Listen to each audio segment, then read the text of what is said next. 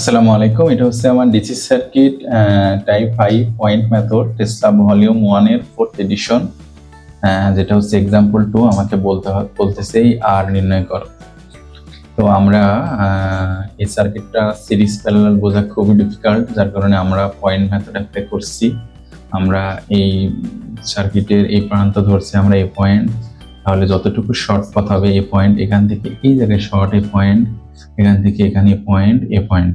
আমরা অপর প্রান্ত ধরছি বি পয়েন্ট, এটাও বি পয়েন্ট, এটাও বি পয়েন্ট, এখান থেকে এই পয়েন্টটাও শর্ট হয়ে আছে বি পয়েন্ট। অর্থাৎ আমার সবগুলো রেজিস্টার পয়েন্টের মধ্যে চলে আসছে এবং আমার সর্বোচ্চ পয়েন্ট সংখ্যা হচ্ছে এবি।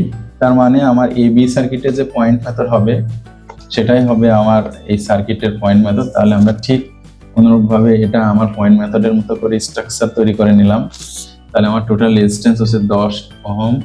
তাহলে আমার এই আর এই বাকি চারটা রেজিস্ট্যান্স আমরা দিয়ে দিলাম 24 আর এই 120। ওকে, তাহলে এই চারটা রেজিস্টার যেহেতু চারটাই প্যারালালে আছে, তাহলে রেজিস্ট্যান্স টোটাল রেজিস্ট্যান্স কি হবে?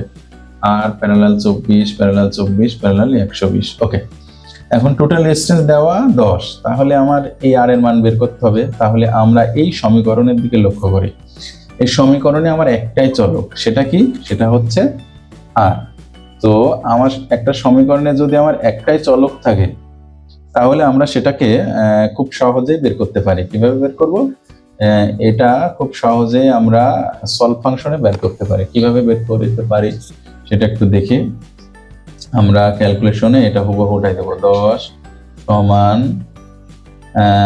আমরা এক্স ধরে নিই। তাহলে এটা যেহেতু প্যারালাল সার্কিট, আমরা প্যারালাল সার্কিট করব এক্স ইনভার্স যোগ হচ্ছে 24 ইনভার্স যোগ 24 ইনভার্স যোগ 120 ইনভার্স, বন্ধনী ক্লোজ ইনভার্স। তাহলে আমার সব প্যারালাল কাজ শেষ। এবার শিফট সলভ সমান করলে আমার আর এর মানটা বের হয়ে যাবে। আর এর মান আসতেছে 120 ওহম। তাহলে আমরা কাঙ্ক্ষিত আর এর উত্তরটা পাইলাম, আর সমান হচ্ছে 120 ওহম। এটা হচ্ছে আমার উত্তর। তাহলে আমরা এইভাবে পয়েন্ট মেথড অ্যাপ্লাই করে খুব সহজেই কোনো সার্কিটে সিরিজ বা প্যারালাল কি অবস্থায় আসছে এটা সহজেই বুঝতে পারি। ঠিক আছে, থ্যাংক ইউ সবাইকে। আসসালামু আলাইকুম। আপনাদের যদি কোনো প্রশ্ন থাকে তাহলে আপনারা কমেন্ট বক্সে জানাবেন, বা আপনাদের এনি রিকোয়ারমেন্ট বা এনি হেল্প, আমরা আপনাদেরকে সব ধরনের সাহায্য করার চেষ্টা করবো ইনশাআল্লাহ। আসসালামু আলাইকুম।